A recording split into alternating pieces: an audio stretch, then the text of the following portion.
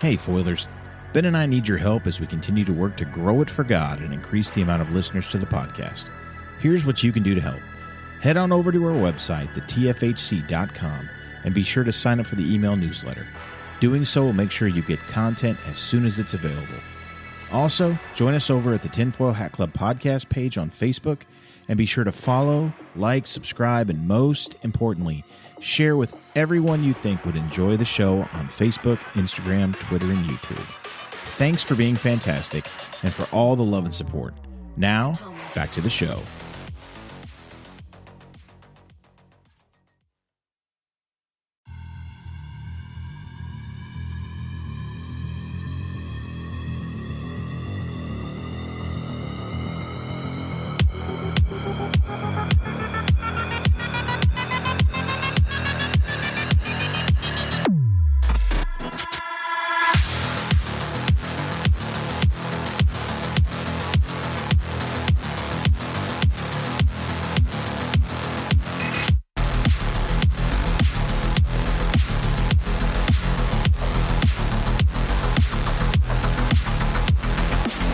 Hello and welcome to the Tinfoil Hat Club. I'm Kyle. And I'm Ben. And thank you for joining us for what will be episode 12. Now, Double digits again. double digits again. I just threw fake confetti. That was my trumpet of joy. I forgot to do that last time. Oh, that's okay. Good news is we've hit double digits. Bad news, we're going to be here a while. Yeah. But hopefully, if the Lord is good and Lord willing, it'll be a long while, right? That's Maybe right. someday we'll hit triple digits. Oh, wow. But we're counting on all of you. You have to make it happen. Yes. To help us hit triple digits. So, again, it's the Lord's show. We just get to be the stewards. Rome wasn't built in a day. Nope, but it burnt down in one. Just like San Francisco and Chicago. May have taken a couple days, but it sure burns down faster than it goes up. Yes, it does. So a couple of those places should have just stayed burnt down. Yeah. Although San Francisco is pretty. I do want to go to San Francisco. It was I do want pretty. to go. That is one of my bucket list places. It does look absolutely beautiful. It's just sad that it's been mismanaged. He would love the weather. I would love the weather. I love the weather in L.A. The weather's nice, at least when you certain times of year when you go. I don't want to go We when it's were oppressively there in hot. July, and it was like today. Really? Yes. No, that would be pretty nice. Yes. That's where I got this that day. It was so cold.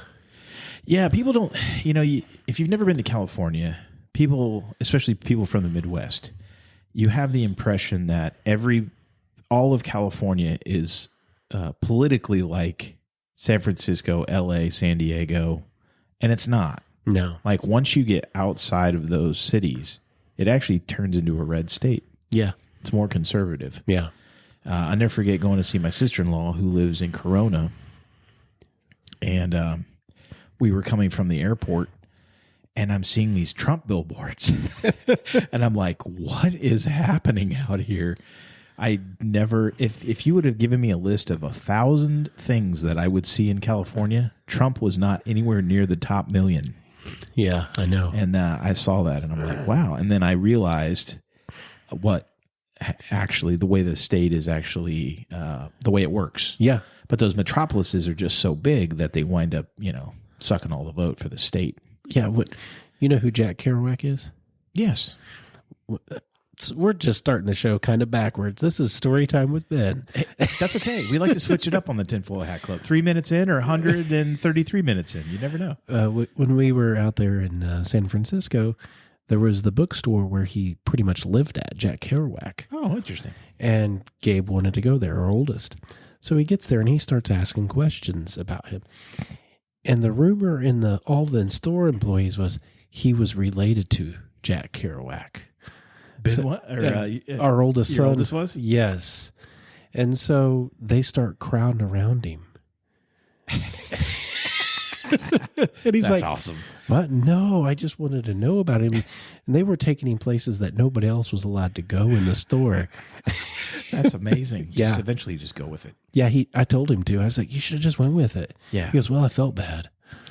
My father-in-law, one of the epic stories from our family is my father-in-law, when dressed appropriately, looks just like Hammond from Jurassic Park. The guy that owned the I just islands. pictured that, and I'm like, oh, right? wow. I mean, identical. He went somewhere, I forget where, and these young girls were like, oh my gosh, it's the guy from Jurassic Park. And they went to him and they're like, can we have your autograph, Mr. Attenborough? And he's like, I'm not. And they're like, yes, you are. There's no way you're not.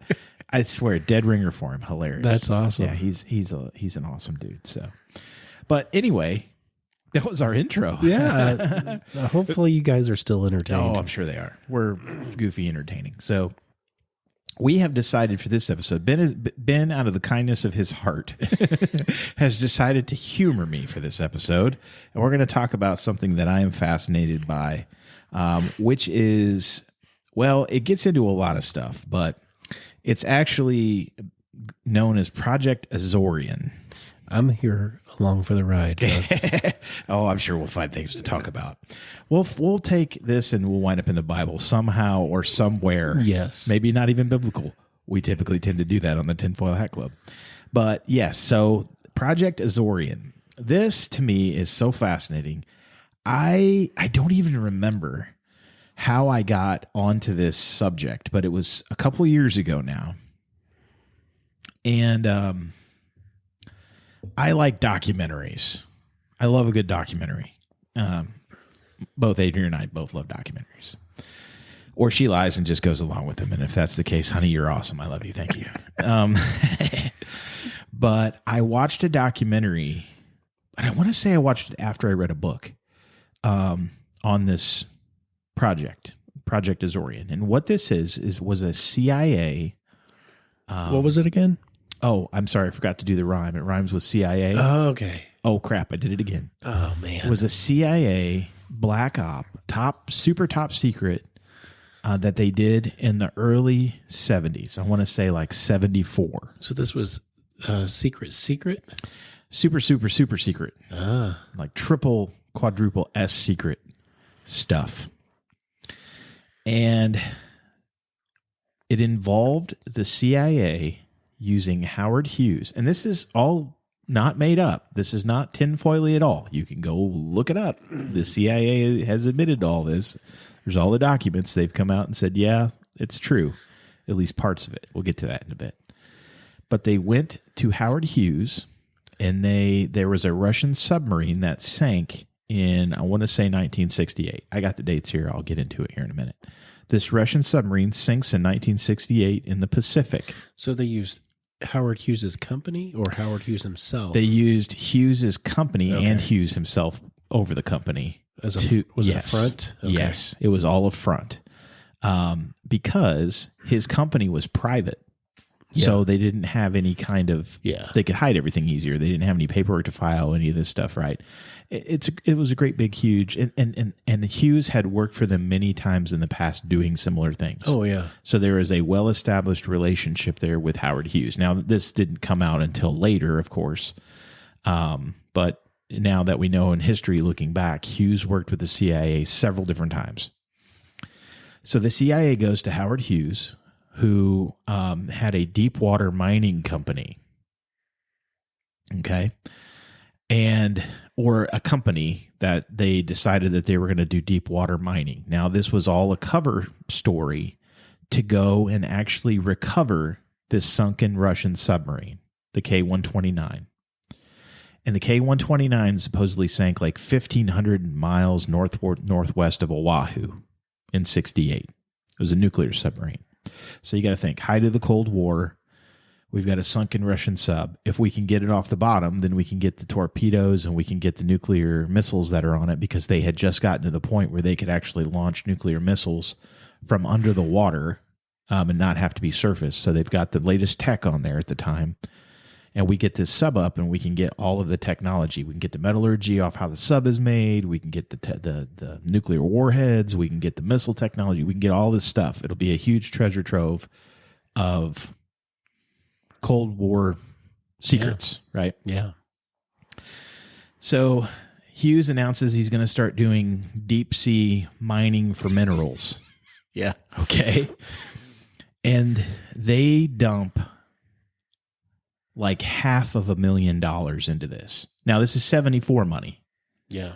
Okay, or actually at the time it was like 1970 money because it took them like 4 or 5 years to build this thing.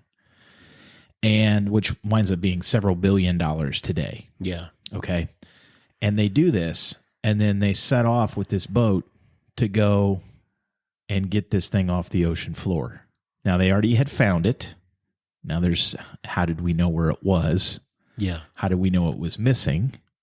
How did we get to it before the Russians? There's all these questions that I'll fill in. And if you have any too, Ben, by the way, fire away. So I'll save my question. I just thought of one and I'll save it. No, go ahead. What's your question? Just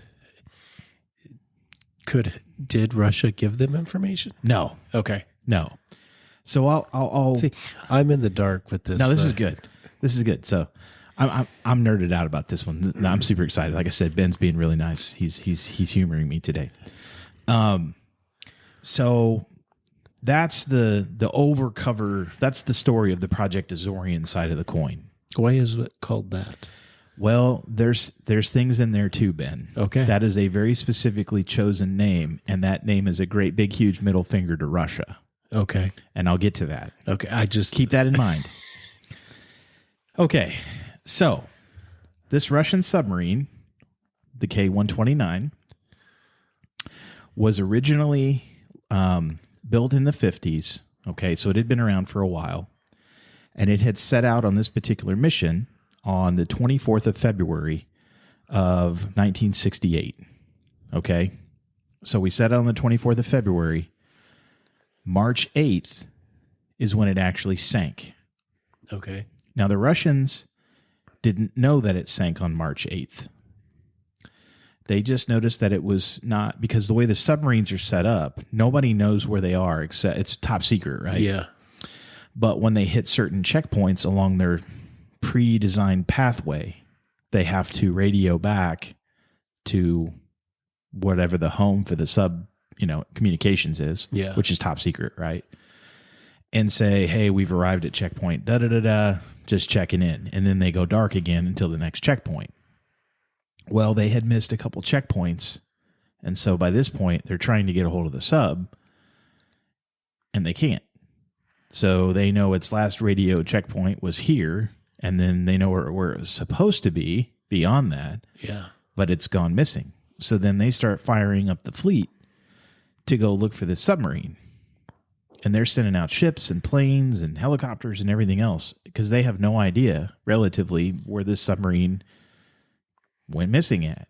And the likelihood of finding it, if it sank, it's on the bottom of the Pacific. Right? Yeah. Well, us ingenious, sneaky pants Americans, we knew when it sank. And the reason we knew is because we invested tons of resources after World War II because we knew that the Cold War was kicking up and we knew Russia was going to be our rival, right? Our old ally. Yeah, our buddies. We should have listened to Patton and kept on going. That's what he wanted to do. We would have probably lost. I don't know. They were having kind of a hard time with the Germans at times. So we dumped, I don't know how many really sensitive, highly top secret, highly technologically advanced listening devices on the ocean floor all throughout the Pacific and all throughout the Atlantic so we could hear a mouse fart underwater. We could pick up these submarines, and that was how we would know if somebody was trying to get up on the coastline and attack us or, whatever the case was. It makes sense. Right. Well, on the 8th of March, when this thing sank, right at midnight, they could hear the implosions, just like they picked up the implosions of the submarine here recently when they were going down to the Titanic. Yeah. Okay. Well, that was a bust. Those people's hopes and dreams were crushed. That's terrible. We're horrible. Oh my goodness. Oh my goodness. So, with all of these different listening devices, they're able to actually hear it on 3 different systems. So they could triangulate where it's kind of like, imagine a Venn diagram where things all overlap. Yeah. Well, they knew where the sounds were coming from. So we had a good idea, and we could tell where the Russians were looking. They had no clue. Yeah. So we send out a submarine called the USS Halibut that had been refitted after World War II. So this is an older submarine, but it had been refitted after World War II with deep sea surveillance technology, cameras, advanced sonar, the whole nine. And we send this sub out there, and they find it. They find the K-129, and they start taking thousands of pictures of it. And then they bring all of the data back. The CIA goes through it, and they piece these thousands of pictures together to make one big, huge picture. Yeah. And they can see that whatever happened to this submarine happened right by the missile tubes. There was some kind of explosion because of the damage. Yeah. Something happened, an explosion of some kind around the missile tubes, which sit just forward of the conning tower, which is the vertical tower in the middle of all the submarines. Yeah. Okay. And when it happened and it sank, it actually, like the Titanic, broke into two pieces. The back little third broke off and went wherever, and then the front 2/3 wound up on the ocean floor, which is where they concentrated the vast majority of the search. Yeah. And they could see that the missile tube was open. At least one of the missile tubes was open, which is an interesting point. Yeah. Okay. So we're putting all this together, and we're looking at all this. And in the meantime, while we're doing this, because this takes weeks, right? The Russians actually think that we deliberately sank their submarine. Okay. Now, this is where we kind of diverge off the path of what the normal story is into a little bit more theory. Okay. So I'll preface with that. Could this be conspiracy theory? Yeah, perhaps. It's usually fact. Yeah, probably fact. It makes a lot of sense. So the Russians actually accuse us of ramming into the submarine with one of our own submarines, the USS Swordfish, because I guess they noticed on surveillance video the Swordfish actually pulled into Japan. Okay, so kind of the other side of the Pacific, right? Yeah. And was getting repairs to the conning tower or the bottom of the sub or something. I forget. And they're like, oh, you guys must have ran into our sub and sank it. And we're like, no, we didn't do that. And the Russians are convinced that that's what happens. And they think we did it on purpose. Because... On purpose. On purpose. Look at you. You're just here for good puns. These are awesome. Porpoise. Sorry, folks. No, it's okay. They'll love it. They're still laughing right now, Ben. I can hear them. So this happens in March, right? March 8th is when the submarine sank. Now we fast forward to the 22nd of May. So not much further down the line. Just a couple months. Just a couple months and a few weeks on top of that. Okay. And one of our subs gets sunk. Uh-oh. Yes. Okay. The USS Scorpion. And for both of these submarines, there's a million different theories on how these submarines sank. But these two literally sank within a few months of each other. And there's a tremendous amount of evidence that shows that the Scorpion, our submarine, a few months later, was lured in by the Soviets and torpedoed and sank. They killed our guys, 99 of them on the sub, and sank the submarine. And I believe the Scorpion was our newest submarine at the time. Could be off on that, but now, none of this is official. Nobody's ever said, yes, that happened, or any of these things. So, we'll see, right? Yeah. Probably never. Yeah. So this is kind of the accepted, narrative by some people of what happened. So, kind of the similar theories on both submarines, actually, have been proposed as to why they sank. And I'll start with the K-129. Okay. The Russians, after we showed them later on in time, like we showed them the logs for the boat they thought we rammed their stuff with. Yeah. We showed them the logs, and the logs clearly show that it was somewhere completely different than where their submarine even was at, potentially. Okay. And so they've kind of changed their tune. And they have said that, well, we think that while the submarine was in snorkel mode, which snorkel mode is when they get to a certain depth just below the water, and they actually release something that goes up to the surface to recharge the batteries. Yeah. That's what snorkel mode is. And they're like, well, when it was in snorkel mode, the boat must have accidentally gone below its depth that it was supposed to operate at, and then there was a catastrophic failure, and that's how the boat sank. And everybody else in the world is pretty much like, yeah, that's bullcrap. That didn't happen. It doesn't make any sense for any of the evidence that we have. Plus, you can go pull these pictures up of the submarine. Like, this has all been declassified. You can see what the pictures look like while this thing was on the bottom of the ocean. Some of the other theories are these. That it, while it was recharging the battery, there was some kind of hydrogen buildup and explosion that caused it to sink, which would explain the damage probably in the back of the boat, but not the missile tubes. That doesn't make any sense. Okay. So that kind of doesn't make much sense either when you look at the pictures. And then one of the other theories is that there must have been a door seal around the missile tube that went bad. That's why it popped open. And then it massively flooded the boat. And there was an implosion. When the boat finally got to crush depth, it filled up with water. Yeah. It sank. It got to crush depth. And that's why. But if it was full of water, would it crush? Right. So you got a problem with that too. Right? Makes sense. And I'm a land guy. Look at you, smart guy. All right. And then they blame the swordfish, the boat. That doesn't seem to make sense either. And then the last one is the one that we're going to focus on today for the Tinfoil Hat Club. And this would be the most conspiratorial of it all. And this is Crazy Train. Crazy time.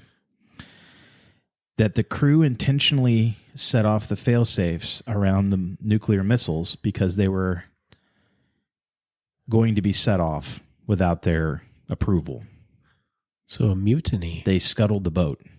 Either the captain, the first officer, or both deliberately entered the wrong launch codes or set off the fail-safe explosive charges around the nuclear missiles that wouldn't set off the nuclear missiles, but it would destroy the boat. Yeah. And sink it. Why would they do that? Indeed. Why would they do that, Ben? Do you want to know why, Ben? I do. That's why I asked. I have a theory, but I will... Go. Let's go with your theory. You go first. No. It's going to be better to go with your theory before I go with what the common thinking is there. My theory just... Does it have to do with a 3-letter agency? Yes, a different one than we normally pick on in a different country. Oh. That one rhymes with the KGB. Oh, crap. I forgot to rhyme that one, too. I'm terrible at this game.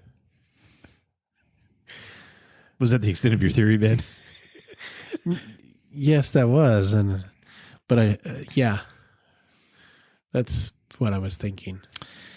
So the interesting thing about when the K-129 was launched in this particular time, they had just finished 2 deployments, and I think kind of back to back, and they were halfway through their set time to be in port, and the guys were out celebrating their time at home. Yeah. Right. And they get suddenly called back to the ship to leave. Okay. For whatever mission. No, nobody's come out and officially said what. And they were surprised that this happened. Yes, this was a surprise. And there are normally, 90 guys on the boat, something like that. 98. We ran with 99. They ran with 98. Doesn't that? That makes sense, doesn't it? Yeah, it does. We got one more guy on our boat than you do. So they had 98 guys on board. Now, the curious thing about it is this. Because they had so many guys out on shore leave, there were 40 new sailors put on the boat. So almost half the crew was unknown to the rest. 40 new guys. Okay. The captain, the first officer, all the officers on the boat, because we know who they were now, were all very experienced. Yeah. Okay. They're not going to do something stupid like accidentally pick the wrong depth when they're snorkeling and destroy the boat. I mean, that's just, it doesn't make any sense. These guys are very experienced sailors. Okay. Submarine dudes, mariners. Okay. So we go out, we set out on the, 24th of February, and we sink on the 8th of March. Yeah. Okay. So the theory is, by some, that at this particular time in history, we're not supremely happy with what's going on inside the Kremlin. And we're getting a little bit too chummy with the Americans in some ways, and then the Americans are obviously getting super chummy because of Nixon, are getting super chummy with the Chinese. So we're kind of losing our status here in the world. Yeah. And we're under a financial hardship because of everything happened in World War II. We wanted to get, the Russians wanted to get chummy with the Chinese. And so we're all jockeying in the Cold War for position here, right? Well, there was a rogue element inside the KGB at the top that was not happy with this and wanted to see America go bye-bye and have the Chinese and the Americans get into a war. Because if we can have the Chinese and the Americans get into a war, we benefit the most as the Russians, because they're going to emerge on the top because they're not going to be involved, right? Yeah. The Americans and the Chinese are going to have at each other. So the KGB, unbeknownst to the Kremlin, put 40 agents on the boat, got out to sea, and these 40 guys took the boat over. They mutinied. They fulfilled a plan. They took the boat over. They actually did not sail the boat 1,500 miles northwest of Oahu, where this wreckage was supposedly found. They sailed it right off about probably 500 miles, 300 to 500 miles off the coast of Oahu, and then went to go set off a nuclear missile at midnight. And the captain and the first officer basically destroyed the boat to keep it from happening. Yeah, that makes sense. And when you look at all the damage on the sub, it fits to a T. Plus, where they supposedly found all this wreckage at doesn't make any sense, because there was like an oceanographic institute or somebody that was out at sea like a little bit after this happened and found an oil slick in the middle of the water, right where, this event probably really took place. The few hundred miles away from the Oahu or whatever. They go over and they find out that this oil is radioactive. Oh, that's not good. Yeah. Where would we get radioactive oil? Yeah. Probably from a submarine that sank and blew the missile tube, and we've got an exposed core of some kind on the boat. Okay. So now we fast forward back to kind of where we started. What does this have to do with Howard Hughes? We're going to get there.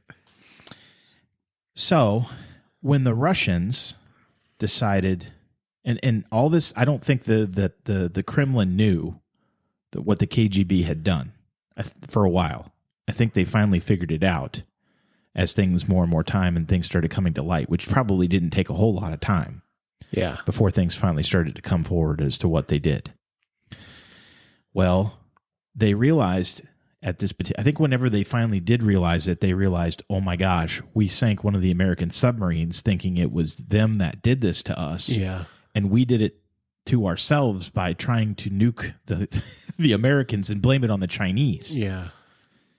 So they were going to frame China and make it seem like it was the Chinese that did this. That was the whole game. So it's like, oh my gosh, we sank one of their boats. Now, where they sank the Scorpion at, which was our boat, was right off the Azores. Okay.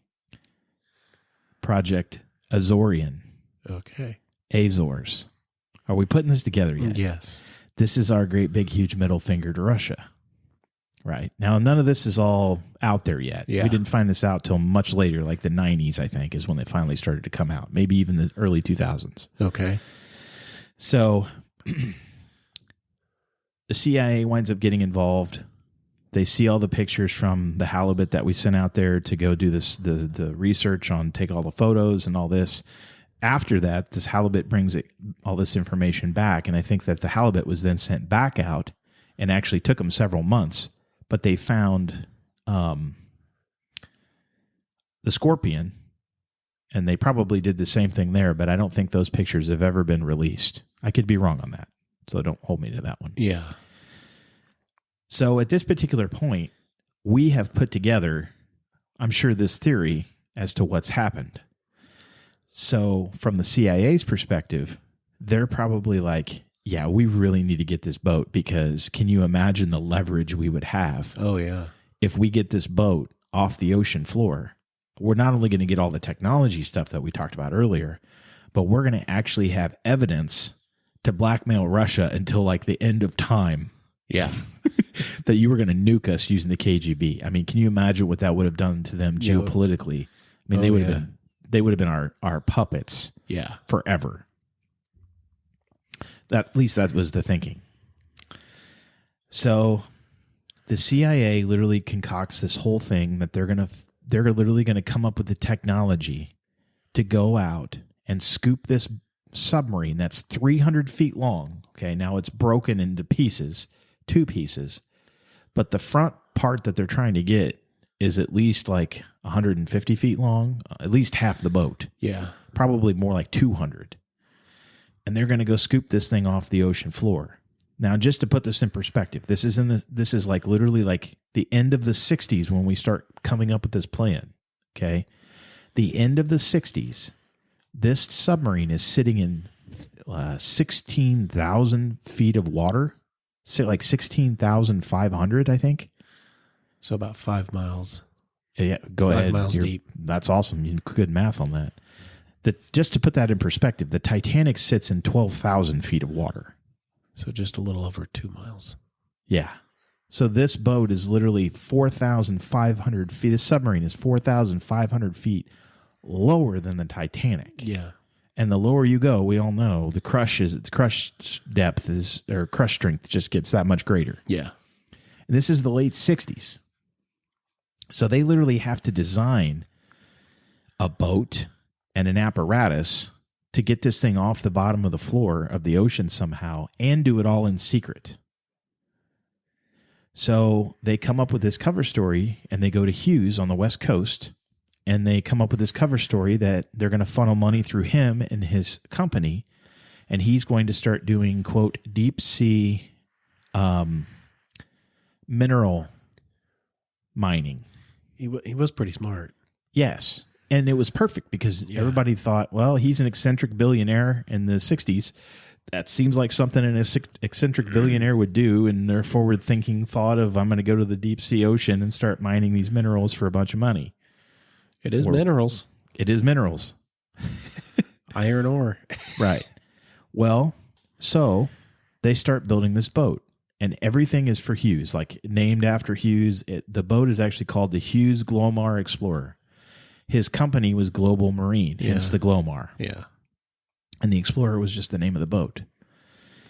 So it takes them however many years to design and finish this boat.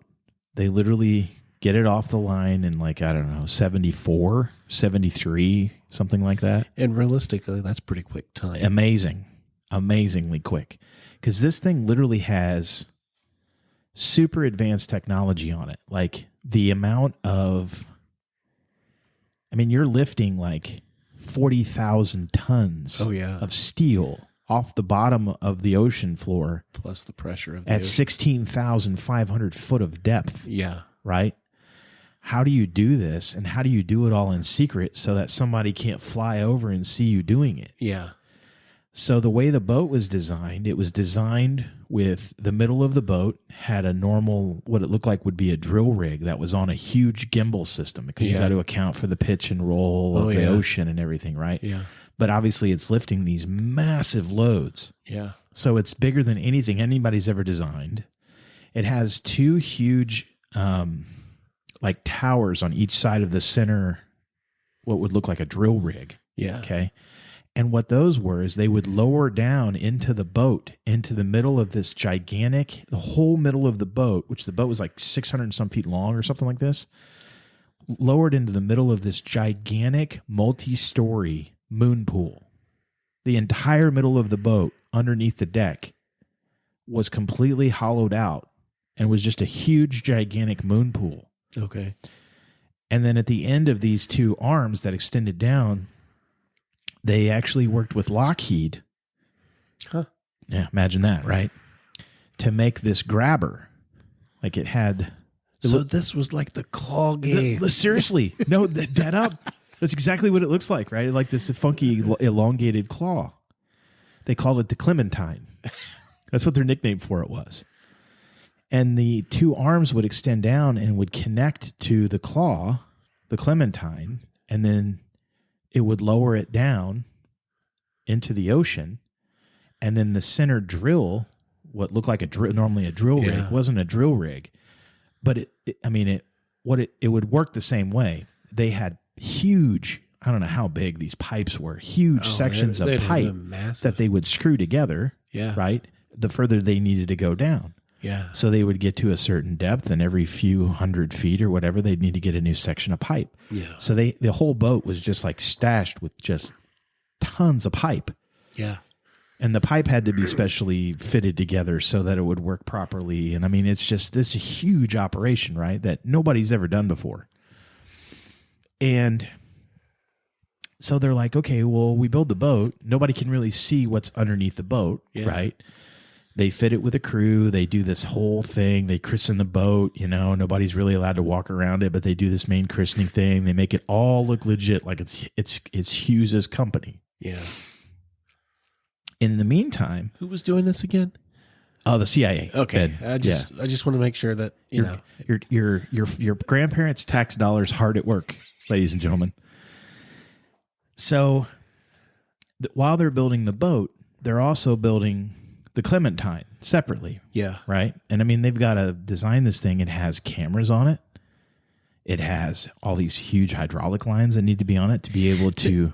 My thing is, that is a lot of cable. Dude, yeah, miles. Yeah, that's like... Yes. That's just... I'm just thinking about this. And the logistics of it are incredible. Yes. There is by the way, if you want to watch a documentary on this, there is a documentary on Prime Video. I think it's actually called Project Azorian. That's about an hour and a half, 2 hours long. Excellent about all this. Fascinating. And it's free with Prime, so you can go check it out. I'll take my word for it. I have to watch that. It's fascinating, dude, I'm telling you.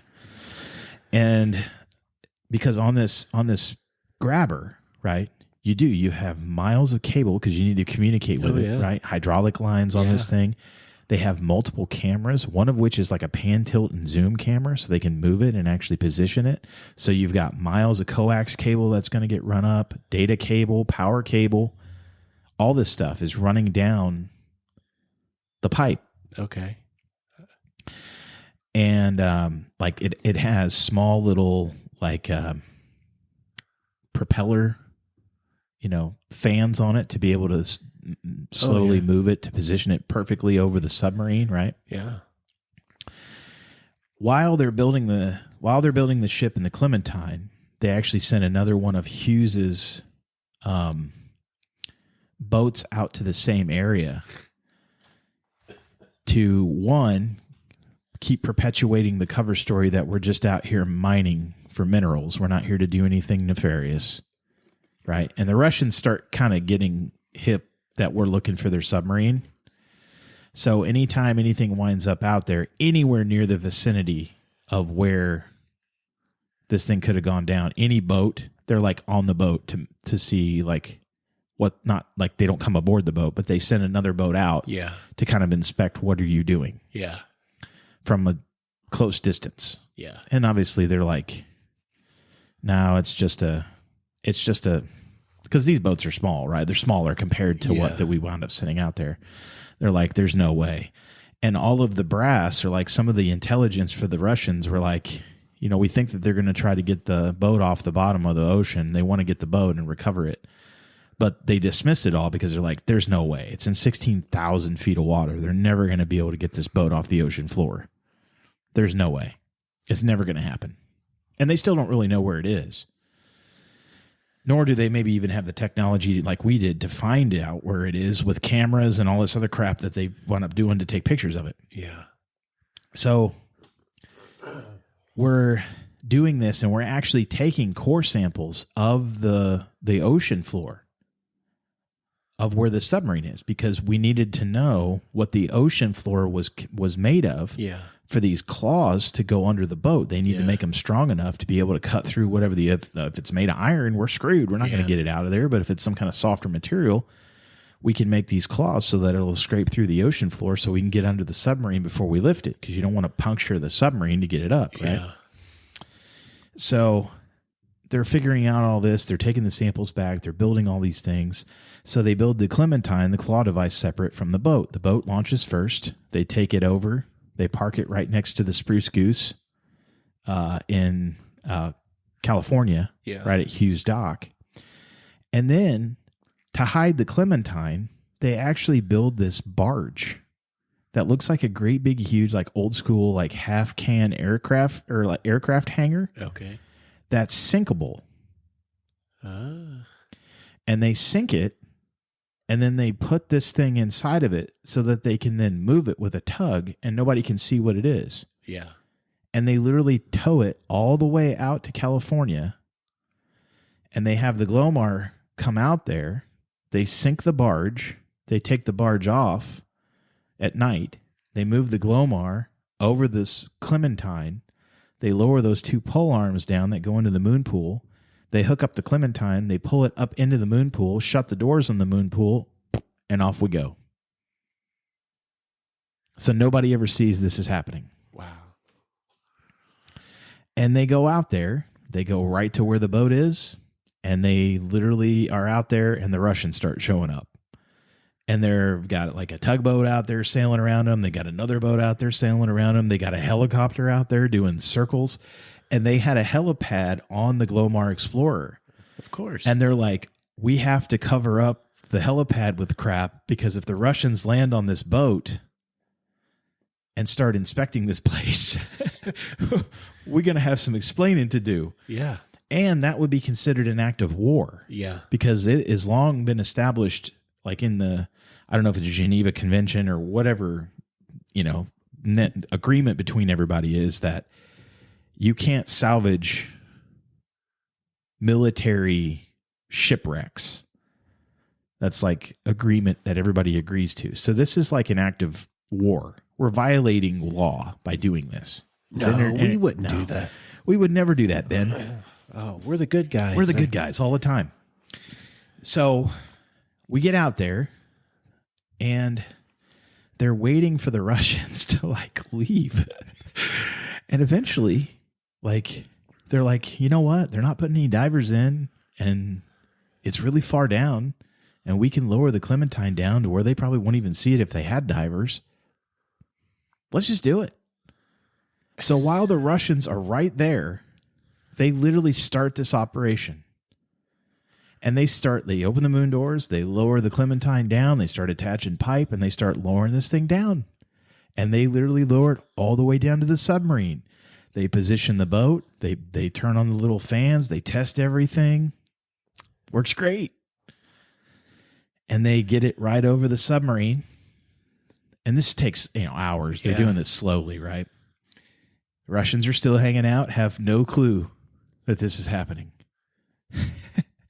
They literally scoop the submarine, and they had a catch net on this thing too, the Clementine. Oh yeah. Because they were afraid when they picked up the submarine, because the doors are open on the torpedo or on the missile tubes. Yeah. Which, why would the doors be open on the missile tubes in the first place? We talked about that earlier too, I think. That's kind of strange. It fits the whole theory that we talked about. Yeah. They had this steel catch net that literally would swing down and swing in place over the missile tubes so that the missile didn't fall out. That would be a bad thing. While they're picking this thing up. So they literally scoop under it, and they start lifting it up. And they're lifting it up. And they're lifting it up. and they have to stop like a few hundred feet before they get into the boat, back into the glow mark. Because the whole theory is they're going to pull this thing into the moon pool. They're going to shut the doors. So the submarine is sitting in the moon pool. Yeah. They evacuate all the water out of the moon pool. Yeah. And then they could work on this submarine inside the boat, and nobody's the wiser. Yeah. That's what it was designed for. Yeah. So they have to stop a few hundred feet below the boat because the submarine or the Russians are still there. Huh. And the others. Okay, so this is where we get off of what accepted. That we're going to deviate off here because no, we would never. We wouldn't do that on the Tinfoil Hat Club. While they were lifting this submarine off the ocean floor, allegedly, and this says it in the documentary, there are literally a series of, on the claw, there's like underneath the front part where the conning tower and the front part of the sub would be. Yeah. There were 3 kind of claws on each side, and then there was a gap, and then there were 2 claws in the back. And when they scooped underneath the submarine, allegedly, and they do have pictures of this, take that for what you will, pictures can be doctored, a couple of the claw arms actually broke off. They say that the ocean floor was harder than they thought it was. They used the wrong kind of steel when they made the claw arms, and the claws broke off, a couple of them. And when they were pulling the submarine up to the surface, first of all, they only went for the front part. They didn't even bother with the back part, allegedly. Okay. Because it was a ways off, because as everything went down, it kind of separated, right? Well, because it wasn't supported properly, the vast majority of what they were lifting fell back down to the ocean floor. And so they really only had the front part just in front of the missile tubes, the very front of the boat. Everything else fell back down because it wasn't supported properly. Yeah. So they're like, well, we've got a piece of it. We'll go ahead and keep bringing it up. So they have to stop because the Russians are still there, just to be safe. And the Russians then kind of sound a couple honks. I guess they give them 3 honks on the horn, which is the international symbol for, well, safe travels, take care. And they leave.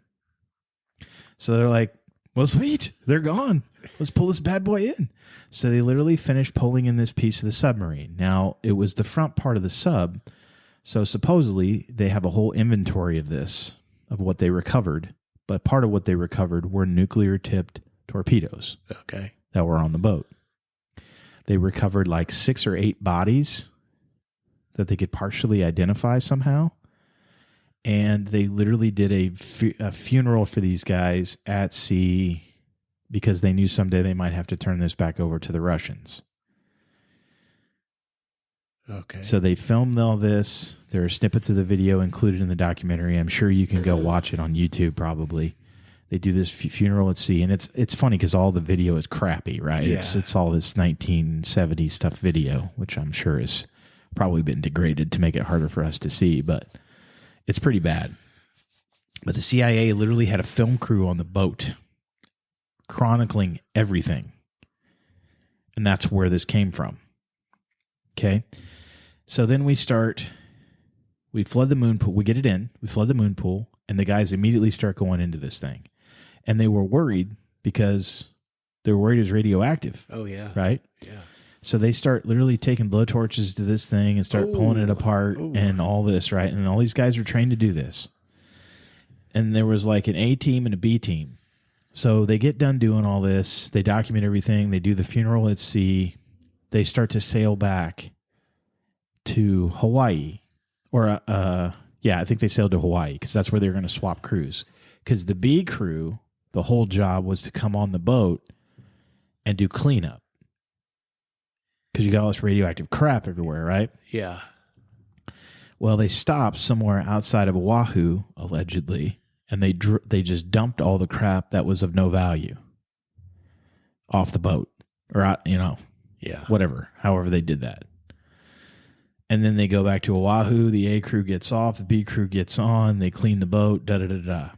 So they're like, CIA is all bummed because we're like, oh, well, the mission was a failure. We didn't get what we wanted. Did we really? Okay. So just prior to leaving, I find this hilarious. Just prior to setting out to sea on the boat, Hughes's office gets magically broken into. And they steal a few $1,000s, and they also steal a bunch of documents. Huh. You don't say. And one of the documents basically outlined that he was working with the CIA, not necessarily all the details of everything, but enough details where this was going to blow the story. Yeah. Now, this happened before they left with the boat. So they get back, and the CIA starts talking about, man, we should just go back out, get the other part of the boat. We'll fix up the Clementine. We'll go back out. We'll get it. Nobody's the wiser. Why wouldn't we do this? Yeah. Well, then magically the story winds up breaking in the news, even though the director of the CIA allegedly tried to stop it. And they just went ahead with the story anyway. And so they're like, well, we can't go back out now because now the Russians are hip to everything and we don't have enough time to turn around and get back out there and get the other part that we left. So they just cancel the next operation and we move on. Of course, deny everything, I'm sure. Yeah. And so we move forward, however many years later, and then we finally admit, yeah, we had this whole thing. It was called Project Azorian. And I guess we went to the Russians before we made it official, maybe. And I forget who it was that went to the Russians, but basically took the video of us giving their sailors a burial at sea. And here's the smoking gun for me. We took the ship's bell and gave it to them. Okay.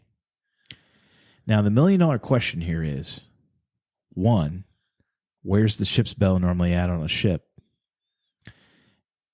And 2, if it ain't in the front part of the ship, how'd you get it? Yeah. Now the book I read, just if everybody wants to read the book too, it's called Red Star Rogue, I believe, by an author named Sewell, who is a former submariner. Usually the bells are in the front. So typically, according to what he says in the book, it's actually permanently affixed to the conning tower. Okay. The conning tower was supposedly would have been part of the boat that fell back down to the ocean floor. Now, the story they came out with was, no, it wasn't permanently affixed, and it was actually stowed in the front part of the boat when the boat was underwater. I'm like, so you're telling me that every time they want to put the bell up, they got to go run to the front of the boat and run up the conning tower and attach this bell? That makes no sense. Yeah.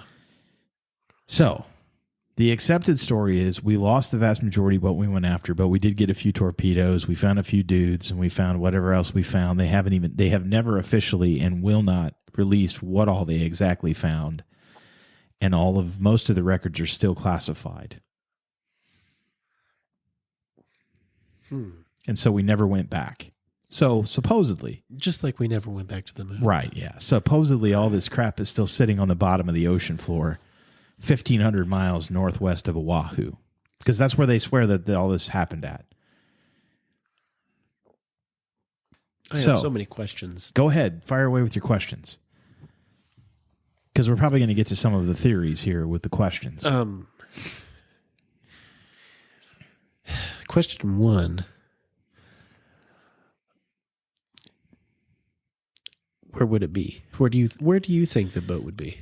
Well, I think it was where the oil slick was found, which was a few hundred miles northwest of Oahu. Yeah. Because the missiles, there were 3 nuclear missiles on the boat. Each of them have a 1 megaton yield, which is multiple times Hiroshima. For everybody that doesn't know, Hiroshima was like, I don't know how many kilotons. Yeah. So this is multiple times so more there powerful. was just 3 on there. Only 3. Because you got to figure this is 1968. So And they had just developed the technology where they could actually fire them from underneath the water. So they had probably specific cities they were going to then. I think that they wanted to, yes. I think that they wanted to mainly target Hawaii because it was an important strategic look. That would hurt us, right? I mean, you got to nuke. You're going to nuke the Pacific Fleet. Yeah. That's going to hurt. And probably somewhere inland. Yeah. Probably, well, who knows how far they could go inland to. So the missiles have a range of about 550 to 600 miles. Is what they say. That's what they said. So that could be somewhere in California or somewhere on the coast. It's pretty far from, if that's accurate, I don't know that you would be able to position yourself somewhere between the two where you would be able to hit anything in California and Hawaii. I think they're too far apart for that, if the range is 600 miles. What did the Russians say about the burial? Pretty tight-lipped about it. Okay, so this is the other thing about all this. Both governments have basically agreed to never talk about this again. Okay. Why would we do that? If you're the Russians, wouldn't you be like steaming mad? Yeah, were we able to get swordfish? As far as I know, scorpion or whatever the one. The scorpion is still at the bottom of the water. Okay. Who knows? Okay. I'm just like going through my mind. No, go ahead. It's great. Thinking this is like it's crazy. Yeah, it's like a movie. Seriously, I would love to make a movie. This is insane. It's insane. When I read this, and there's a ton of evidence put forward in the book, the documentary is fascinating of its own right, but Yeah. I think it's a cover story. I think a lot of it's accurate, but I think a lot of things that they're telling you is a complete BS cover story. Yeah. Yes. I do not think it was 1,500 miles northwest. I think it was a few hundred miles where the oil slick was found. I think we lied about that. I think we lied about not getting all of the boat back up. Yeah, I think we got. Okay, if we got it, where do you think it is today? If you were to guess. The boat? Yeah. I think we stripped the boat down. We kept what we needed to keep, and we literally I think that part is accurate. We dumped what we didn't need. Okay. There's no reason to keep it, right? If you keep enough to be able to study the metallurgy, you're not going to need a ton for that. Yeah. And then you keep the warheads because that's the smoking gun, right? Yeah. And then if you get any kind of coding devices or if you can get the control panels or any of that. Yeah. So we probably do have stuff probably in the bottom of the Smithsonian right next to wherever Raiders of the Lost Ark says that we have the Ark of the Covenant. Next to the giant bones. Probably next to the giant bones. That's correct. Yes. Yeah, we have it. Yeah. We have it somewhere. You think they would have kept it on the West Coast, or do you think they'd have brought it inland? My guess is they probably would have transported it out somewhere to Area 51. Okay. I don't know. Just spitballing. Makes the most sense from a security perspective. We don't have any place else that we know of that's more top secret than that. That's top secret? Allegedly. Allegedly? Okay. Well, if you go back to when we were kids, they denied even having a base out there. So. Yeah. But the government doesn't lie, Ben. No. So yeah, I think they recovered everything they were out to get. Okay, I do. I think, and here's why: the break-in. The break-in to me is another smoking gun. Yeah. I think that was deliberately staged by the CIA. I think this is one of the most masterful cover lie stories ever put forth. I think that there are literally cover stories for cover stories for cover stories within this because there's more to this. We weren't just out there doing this. A lot of people have come forward and said, we actually were doing more. And we were tapping. We used, I forget what the story is, but we used this as a cover story for something else. It happened. Yeah. We did it. Yeah. But while we were doing it, we were also doing this. And we were tapping their communications lines. The Russians. That's interesting. Their underwater communication lines that they had up near Russia. That's interesting. We used it as a test base to see if we could do some of that. That's interesting. Yeah. Now, why would we do this? Why would we do it? Yeah. I think leverage. I do. I think that they could reverse engineer enough. Why would they agree not to ever talk about it again? Yeah. Both governments have agreed we're not going to talk about the Scorpion and we're not going to talk about the K-129. We're not going to talk about it anymore.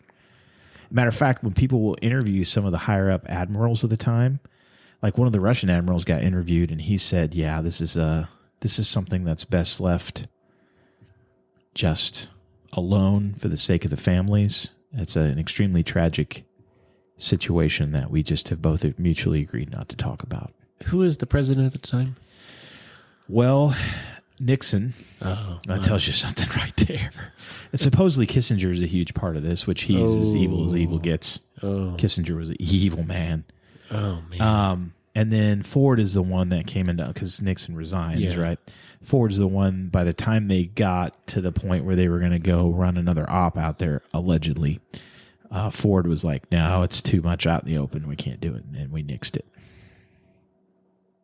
Now, I think the break-in was organized by the CIA. I think all of that was deliberately used and manipulated to provide a cover story to let everyone know that we didn't get everything. I think it's a huge disinformation campaign. Yeah. Yeah. And the fact that they stole money too. Yeah, come on. From Howard Hughes, a few $1,000. Yeah, they probably turn around and give it. They're going to give it back to him anyway. And he didn't pay for any of this. We just used his company as a front. Yeah. We paid for all of it. We had to buy an expensive toilet. Yeah, right. An expensive hammer, screwdriver. Right. Well, imagine what a 600-foot specially designed state-of-the-art boat costs you. Like a lot of the guys in the documentary are like, "Man, this was just as complicated as going to the moon." That's actually more complicated. Yeah. Can you imagine? I mean, like, literally think about this. This is so we're designing this in like 1968, 69, right? And okay, this. So the same time we're going to the moon, we're designing this thing. Yeah. And that, don't get me started. Because we know less about the ocean than we do space. Yeah, sure we do. Right. That's the thing. I don't think so. You think what I'm saying is it's like, we don't really go to it's not like let's go to the ocean today. Yeah. It's like, it has to be a special mission or something. Yeah. There is so much that we will never know. Yeah. So it's fascinating. It's fascinating to me that we've even let this much out. Yeah. But just look at all the facts of this, right? For me, this is why I gravitate to this particular theory on what happened. Because it makes sense, right? Like all the things that I've outlined. But look at the things that we did. Like we named it Project Azorian. Yeah. Well, they sank our boat near the Azores. Yeah. Why would we do that? Yeah. That's a great big huge, "Oh, you sank our boat, huh? Well, how about if we go get yours off the bottom of the ocean floor and then basically hold it over your head for the rest of the time?" Yeah. So they did. They did this, and the Russians didn't think they could do it, right? And then we have this agreement to mutually not talk about this ever again. Yeah. Why would we do that? If you're the Russians, you have no reason, right? Like, why not? Why wouldn't you be like, "Look what the Americans did. Isn't this horrible? They committed war crimes. Look, they went and they've admitted that they went and scooped our soldiers or our sailors and our boat off, and they still are in possession of some of the stuff." So what's the story with the boat that was ours was sunk? What's the story on that? Like the one they sank? Yeah. So it was out on patrol, and the same author that I read of Red Star Rogue wrote a book on this too. And it was out on patrol, and long story very short, the Russians deliberately lured it into an area near the Azores and had a bunch of boats out there and helicopters set up to torpedo it. They lured it into an area under false pretenses. And then he postulates in the book that they actually used a helicopter. Because they have, Yeah. the torpedoes they'll drop from helicopters too. Yeah. They used a torpedo. They torpedoed it from a helicopter. Okay. And then the helicopter left from one ship and landed on another, so nobody in the Russian Navy would be hip to, putting together that What was a torpedo. What was our government's story on that? Our government's story is very similar to the Russian government's. Well, not. They postulate all these different theories as well. That there was a hydrogen explosion when they were recharging the batteries, and No, I mean on our boat they sank. yeah, yeah, it's same thing. Same crap. There was some kind of catastrophic thing, and it had a weakness in the hull. A training exercise that went wrong. Yeah, they don't typically go training exercise that went wrong. They just say that there was some kind of design flaw potentially, or they tend to gravitate around design flaw, either with something on the boat or the boat itself that caused a explosion and this a depressurization, and bye-bye. That's kind of funny because it's probably went through all kinds of tests and anything. Yeah, come on. We've lost 2 boats. Two. In the entire, that we know of, in the entire history of our Navy. We've lost 2 submarines. Yeah. One of them was actually during testing, I believe, was the Thresher. Sank during testing. And I think that one we really did screw up, and we probably took it beyond crush depth, and that was the end of that. Yeah, because they don't go very deep, do they? Just nobody knows. Well, I'm a civilian. I think they'll go a few thousand. They'll say a few thousand feet, and then they just stop at that. Yeah, they don't really ever come out and say. Because it would have to be very thick metal and steel. Yeah, you get to a point where you have to, the pressures inside the boat have to be greater than the pressures outside the boat and the strength of the boat, or it will implode. Because they were saying that, with the implosion that happened with the little submarine that happened recently, when it implodes that fast, all the air inside the boat, all the air inside the submarine gets compressed so fast into so small a space, it actually heats up to the temperature of the sun. Yeah. And then it's all liquefied. Yeah, you get turned into goo. Yeah. Cooked goo. But goo all the same. You don't find a lot of... That's another thing for me too. Okay, so that's another piece of evidence. If you really look at this. Yeah. How... Okay, so this boat, you got to think, it sank in, March of 68. Yeah. Okay, sinks March 8th. We didn't get to it until 74? Yeah. So these guys have been on the ocean floor for 5-6 years. Yeah. At 16,500 feet. How could we identify anybody? Yeah. And they say, and they even showed in the video, they're reading off these dudes' names. Some of them they said they couldn't identify, but then some of them they could. Now, did they have their ID on them still? You got the world's greatest wallet? Yeah. I mean, after 5 years on the ocean floor? Yeah. With critters down there munching away and everything? Come on, well, man. Something that, if they're that deep, there's not a lot down there. Yeah, I guess that's true. But what that tells me is we had to have gotten a log of some kind. Yeah. And we knew these guys were on duty at the time. Yeah. And these were their names. Yeah. And we don't know who's who, but we have a relatively good idea of who's who. Yeah. And we got Bell. Maybe they did have some kind of identification of some kind. Yeah, and we got the bell. The bell. The bell. The bell to me is a smoking gun. The oil slick is a smoking gun. Yeah. So for me, if you can establish one lie out of all this, what's the end? And we know they lie. Yeah. They don't tell the truth about anything. No. And there's a lot of impetus for them not to tell the truth to the public. Yeah. But back channels are going to be like, yeah, so we might have a little, and I think they don't have to. For me, the minute they handed over the video was just a nicety, right? A polite thing. Yeah. Then they find out the name of it. And then if you're a Russian and you know what you did, and then you know what the name of this top secret operation is, And then this dude hands you the bell off the boat. Yeah. And you know what the story is, but then he hands you the bell. Yeah. And while he's doing it, he's got a great big grin and a wink. You're going to know pretty fast you got all of the boat. Yeah. They don't need to say they got it all the boat.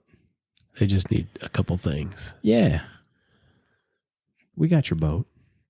We know what you did. You know what you did too. You know what your KGB did. So the KGB... I'm sorry, are we supposed to use sounds like?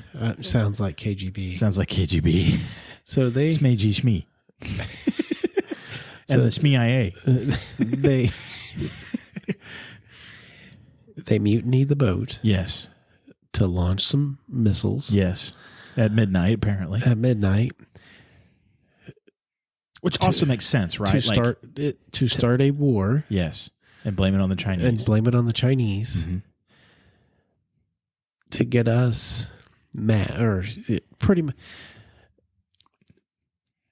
They are using the same playbook that the Americans CIA uses. Oh, of course. It's the same. It's the same entity. They just speak a different language. Yes. It's the same evil. Yeah. Yeah. But now you know why, like, I find this, when I first read it, you know, because you read something and you're like, okay, I want to see the evidence of it, right? Yeah. And then I start digging into it and I'm like, dude, this makes a ton of sense. None of the other theories make any sense. Yeah. With how everything plays out. You look at the damage to the sub that you can see. Why is the missile tube open? Yeah. It sinks right at midnight. Because we know, we can tell when the explosions happen, right? We heard them. We know when we heard the explosions and then we heard the implosion of the boat. Oh, we did. Oh, yeah. Yeah. We absolutely. Absolutely. Yeah. So we know when it happened. And doesn't that speak to some kind of military operation to you? Yeah. That you're going to have a set plan, you're going to have a set time that you're going to do these things. It makes perfect sense. Yeah. And then how everything plays out, because it doesn't make sense for the Russians not to just absolutely bedraggle us through the mud, you know, and go to the international community and just ask to have our head on a pole. Yeah. I mean, we went out here in international waters and we committed war crime. And it's illegal. Once a ship is sank, it's illegal because it's a graveyard. It's military. And it's a graveyard, too. It's a tomb. Yes. That's why a lot of people get huffy about the Titanic, right? They feel like it's grave robbing. Yeah. Fascinating, right? Yeah, totally off the... I mean, this is like... You went military. I'm thinking of all the ships that have sunk on the Great Lakes. Oh, yeah. You know, and how those are considered graveyards and they're not allowed to go, you know, around there or anything. And here we are supposed to be everyone's moral guide stick. You forgot to put a word in front of stick. You know, and we do these things. Oh, we're horrible. We talked about it last episode. Yeah, I know. You know, we're horrible. I know. We are. We are. We're terrible. We're not good. Like, and it's not us. I mean, it's our fault. Yeah. You ever watch V for Vendetta? Never seen that. Oh, I love that movie. I know. Yeah, the whole premise of it is like, you know, it's so funny because you watch it and you think about where we are as a society and a country, and it fits perfectly. Like we are the England in that story, right? Yeah. And the whole purpose is, you know, to get people to finally stand up against the government and say, you're evil. Yeah. And we're taking it back. Because they are. They're evil, man. Yeah. It's not us. We are responsible, however, because we've allowed it to get to this point. There were certain markers through history that I see very clearly where the government completely showed its hand and we did nothing to stop it. Yeah. We should have absolutely mutinied right then and there and had revolution and completely thrown everyone out and taken it back. Yeah. And there, you can see these along the way, like very key moments where that happened. And we didn't do anything. Yeah. We didn't do anything. Like now? Yeah, we're like modern day Rome right now. Yeah. I'm like, when you go read, you know, Romans, Corinthians, all of the letters that Paul writes in the New Testament to all these churches. Yeah. You can read every single one of them and you can pull out us. Yeah. Out of every one of them. We're like a combo of all those letters, the things that we do, Yeah.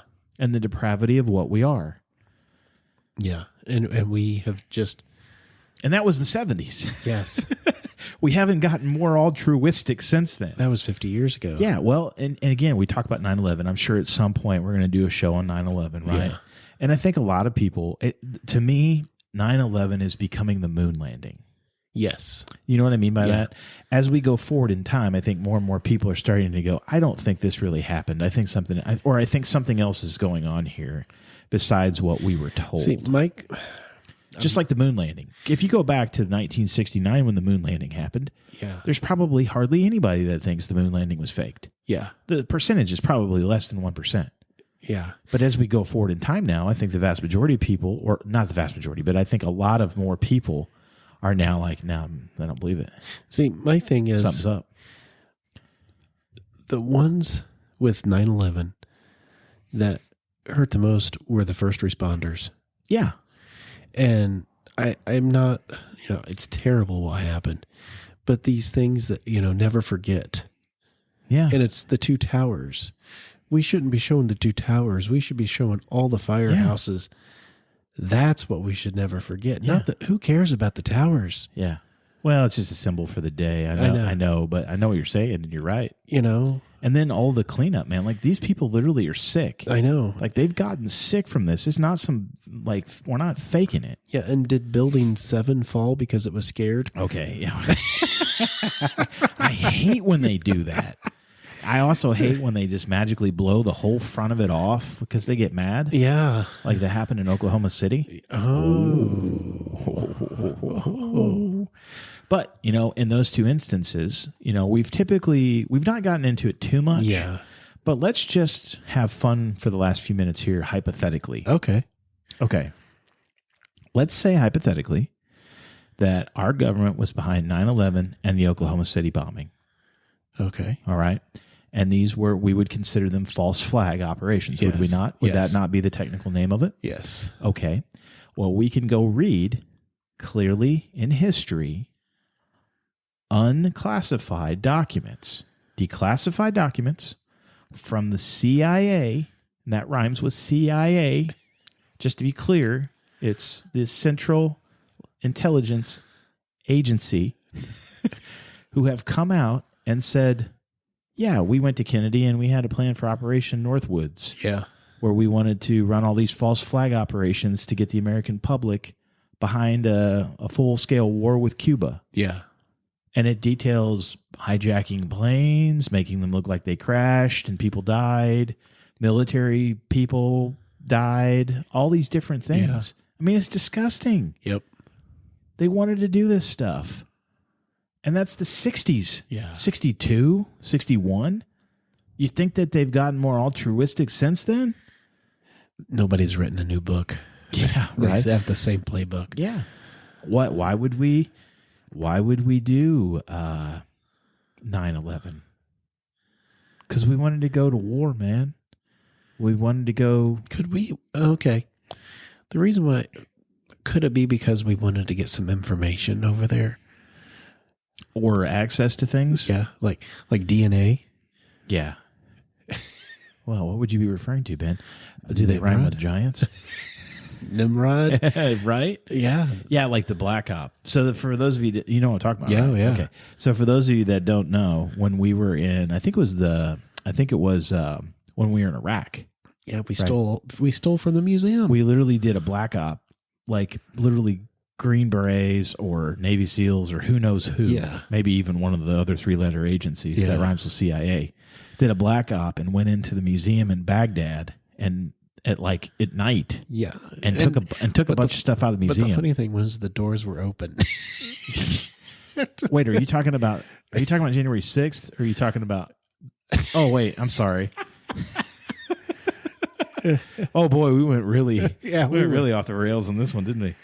Yeah. Yeah, and then Rumsfeld comes out and says it's okay. Well, Rumsfeld sounds kind of German. So.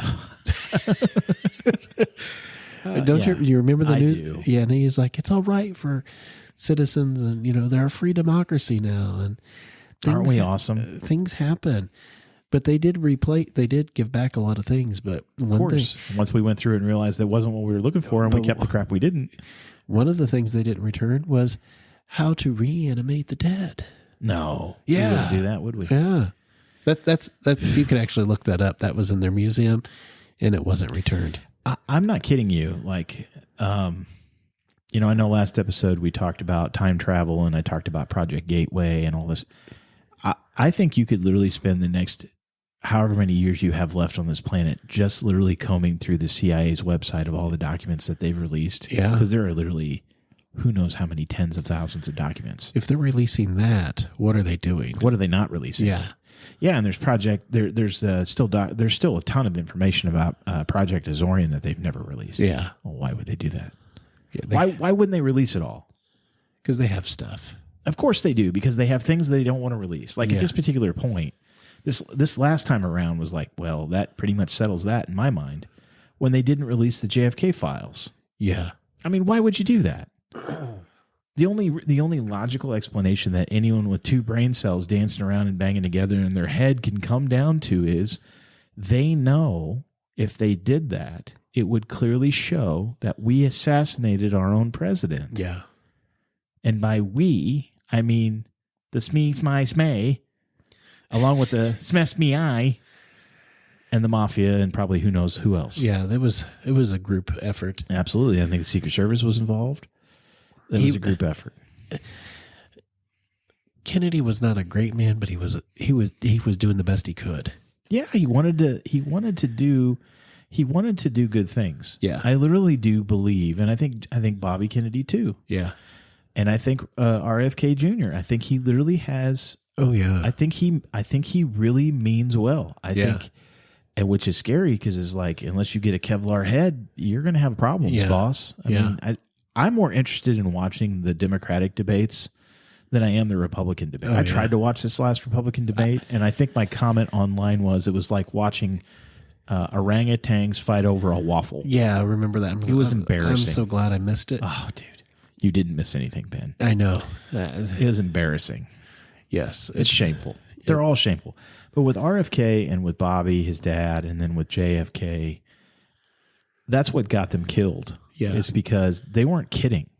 Like I think they grew up watching their dad and how crooked and corrupt he was. And they had like front row seats to the corruption. Yeah. And I think they literally were like, you know what? We're in a position where we can actually get in and change things. Yeah. And they really wanted to do these things. And the powers that be were like, yeah, no, you're going to die. Yeah. We got to make you both go away. Yeah. I mean, how can anybody think at this particular point, what do we have? 3 people die? 3 major U.S. influencers die within 5 years? Yeah. Right? We had JFK in 1963. I don't remember when Bobby got shot. I thought, was it? I think King got shot in 1968. Yeah, I think it was 69 or 68 or 69. 68. I want to say 68. 69 big because we went to the moon. Yeah.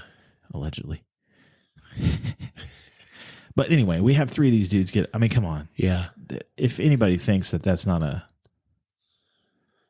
something's going on there, how could you not? I know. And then we have the people that are allegedly getting, that are guilty of the crime magically get shot too. Yeah. Like with Oswald, and we've long connected Ruby to the CIA. Yeah, but then you have Ted. You just mentioned Chappaquiddick, and Ted gets nervous. Ted. I think Chappaquiddick is French for she drowned. Oh, it's terrible. That's bad. Yeah, but that's who runs this. Yes. These are the people that run us. It's sad. I mean, just think about what we just both kind of agreed to. Yeah. We're interested in literally watching someone who has a good heart, we think, and wants to make actual positive change. Yeah.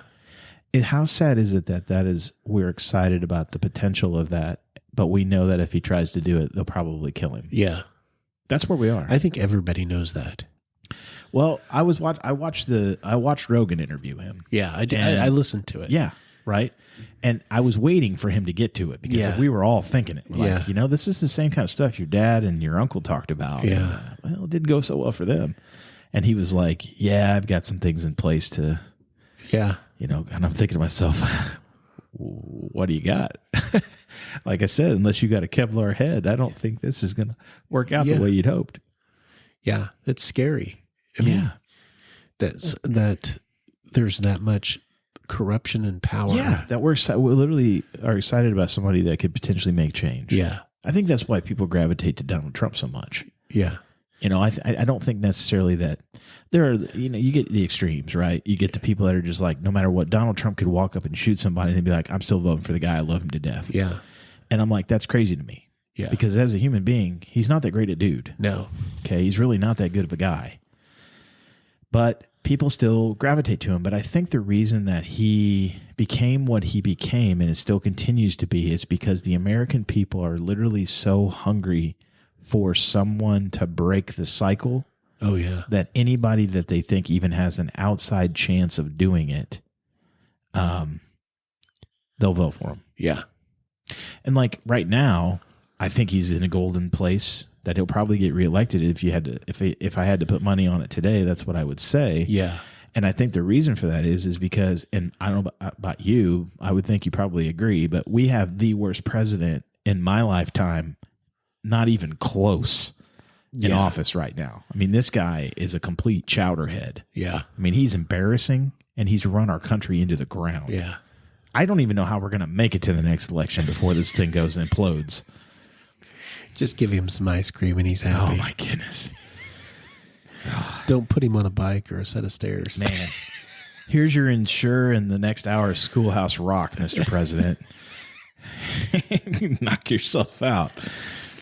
I mean, it's and for me, I'm like, I never intended to be a political show, but let's just face it. A lot of these things we talk about are political in nature. Yeah. Right? Like all the things the whole story that I shared today on this episode literally is politically motivated. I right? Know, yeah. I mean, it's all politically motivated. I know somebody that was there January 6th. Yeah. I remember you telling me this before. And he was there. They went to see Trump speak, and his wife was watching on TV. And she said, they're raiding, or going in. He said, nobody's going in. Yep. He said, nobody. I find it funny that here we just had, before Tucker Carlson got fired, which I'm not a Fox guy. Before I say this, I'm going to preface by saying this. I don't watch CNN. I don't watch MSNBC. I don't watch Fox. I don't either. I don't watch any of that crap because it's all there designed to indoctrinate you in some form or fashion. Okay? I can't remember the last time I watched the news. However, when Tucker Carlson came out and had all of the extra hours of video of Moose Boy that had the thing on his head, and they're literally like giving him the tour of the place, I'm like, okay, come on. That guy. How could you not think something's up here? The guy knew. He talked to that guy. The Moose guy? Yeah. And he asked him who he was, and he mentioned like an Did he say Mustafa? No, he mentioned an old Indian chief's name. I can't remember. And he goes, Ben, do you know what that means? I said, no. He goes, it means he betrayed his people. And I can't remember the chief's name. And he thought that was very interesting. Chief Biden? I don't remember. That's all right. By the way, just let everybody know I'm in TikTok jail. Or not, I'm sorry, not TikTok. I don't do TikTok. I'm in Twitter jail. Or X or whatever we're calling it now. Wait, I thought it was free speech. No, it's not. I proved that wrong. I'm in Twitter jail. I'm not on Twitter. I have been in Twitter jail now for probably 2 or 3 weeks. And I've filed an appeal, but I haven't heard anything yet. So I think they're waiting for me to take down my post, but I refuse to do it. So not going to happen. Wait, Musk said it was free speech. Musk lied. Oh, well, could he be part of the problem? Old Elon, I don't know what to make of old Elon. Because if he's the company he owns is censoring free speech. Yeah, I'm sorry I cut you off on that. Well, no. I'll explain what I did because I understand that there have to be limits to certain things. But here's what I said. I don't like Joe. I think he's an absolute criminal. Mama? No. Sorry. I had to. I think he pronounces it Biden. That kind of rhymes with bidet. At least one cleans your butt. He's all about dirtying it up, but you don't clean nothing. No, here's what I said, and it's just, sorry, I refuse to take it down. It's fact. I was actually responding to someone. This particular individual is a famous person. They're very left-leaning, which, okay, fine, that's your thing. And my response was, but you seem to want to back an individual who literally should be tried and executed for treason. Okay. That's what I said. And I'm in jail. Well, but if that was Trump, you wouldn't have been in jail. Oh, probably not, no. Well, no, you could be Kathy Griffin and make mock of cutting his head off, I think is what she did or whatever. And it's all good. Yeah. But let's just, so I filed my appeal because they put me in jail like instantly. It's funny because they come up and they're like, you're saying something that's kind of aggressive. Are you sure you want to do that? And I'm like, yeah, I'm good. Click. And then they were like, yeah, they put me in jail like right away. Yeah. And so I filed an appeal and I said, I'm appealing this because I stated fact. When you arm our enemies and give them billions of dollars worth of military equipment, uniforms, guns, helicopters. Yeah. I mean, I could go on. And you've been fighting them for the last 20 years and then you arm them? Is that not the textbook definition of treason? Yeah. And then on top of that, when you are tried for that level of treason, one of the crimes that we've actually executed before, or one of the sentences we've executed before, is in fact execution. Yeah. Be a firing squad or whatever the case is. Wasn't there a husband and wife they did that? Rosenbergs. The 50s, 60s? Yes. They were electrocuted, weren't they? I think we did electrocute them. I don't know when the last time we've actually done a firing squad on anyone. I think I suggested that, but whatever. I'm good with whatever. I just don't want life in prison because that's a waste of time. Yeah. The crime, the sentence needs to fit the crime. And when you're a sitting U.S. president and you commit treason to that level where you take billions of dollars worth of taxpayer-funded munitions, arms, military equipment, uniforms, take your pick of everything else that we sent, now the question, and we arm the enemy, I think that you're deserving of that. Would he have even known we did that? You know, I don't know. Because, listen, I am good. There was a comedian that really cracked me up one time. He was talking about the electric chair. And he said, you know, all the stories are all the same. You know, I got this way because, you know, of my parents and they abused me and then their grandparents abused them. And we have this whole, you know, line of abuse or whatever. He goes, that's why the comedian said, that's why I think we should have an electric couch. We could just put them all on there and look at. I mean, because you could think about with Reagan. You talking our Contra? Our Contra? Yeah. I mean, some say that he was starting to get Alzheimer's then. Yeah. I mean, obviously we know. There's no doubt in my mind that our current person sitting in office has definitely a dementia. Yeah. Working. I'm not trying to be mean. I'm just saying. I think a lot of us see this. I mean, at some point, somebody's going to have to say you're not fit for duty. Yeah. But what's waiting in the wings scares me more sometimes. So yeah. But, you know, Reagan kind of did the same thing. So yeah, I mean, it would have been the same thing. Hey, but here's the deal: if you're treason, you're treason. I don't care what you're. I don't care if you got a. I don't care if you ride a donkey or an elephant. Yeah. If you're treasonous, you're treasonous. Yeah. Treason is treason. Yeah. If you're guilty, you're guilty. Yeah. You know, we've obviously got some military commanders that I would like to have some questions answered to because I think they might join him in the in whatever penalty we assess. But anyway, there you go. So yeah, Ben, that's the story of the K-129. It's fascinating, isn't it? Yeah, it is. Yeah, so just imagine what other stuff we've done that we have no idea. Yeah. No idea. It's absolutely just incredibly I loved this. Whacked out. I liked this. This was I was like, this was new. I mean, I kind of knew a little bit about it. Yeah. But maybe not all the all the details and the intricacies and stuff. I've spent several hours on this, if you can't tell. Yeah. So have you heard about that U-boat that ended up in South America in the jungle? Oh my, that would be another 3-letter agency that was tracking the individual that was on the U-boat. Oh. Do you know about this, right? I didn't know who was on the U-boat. Well, okay, so this one ended up in the jungle, you say? Yeah. That's interesting. with the crew still on it, all in skeletons. Oh, wow. Really? Yeah. No, I haven't heard of this one. But, you know, like... Rogan was talking about it. That's well, we know, especially for freedom of information, not only the FBI, but like the British intelligence, the KGB, and then also the Israeli intelligence, they were all tracking Hitler well after the war. Yeah. And all lead back to South America. Yeah. Argentina or something. That's a good one. We should get into that at some point. Yeah. So there you go, everybody. A future episode of the Tinfoil Hat Club. Yeah. So yeah, this was fun. Thanks for letting me nerd out on Project Azorian. Oh no, I enjoyed it. I feel better now. It's like I flushed my system. Yeah. I enjoyed it. I just like listening. I was just like the rest of the people listening. I was like, this is crazy. Yeah, it's a crazy story. So yeah, go check out the documentary Project Azorian, I believe is what it's called on Prime Video. And the book I read, just to reiterate, was Red Star Rogue, which is typically available at like a book. You go to a library or whatever, you can get it. I think I even got an audiobook of it. I was listening in the car. Okay. But yeah, fascinating. So, you got anything else? I'm good. Thanks for letting me go, dude. No problem. That was awesome. We'll see you next time for episode 12. Yeah, the big one too. That's right. It's awesome.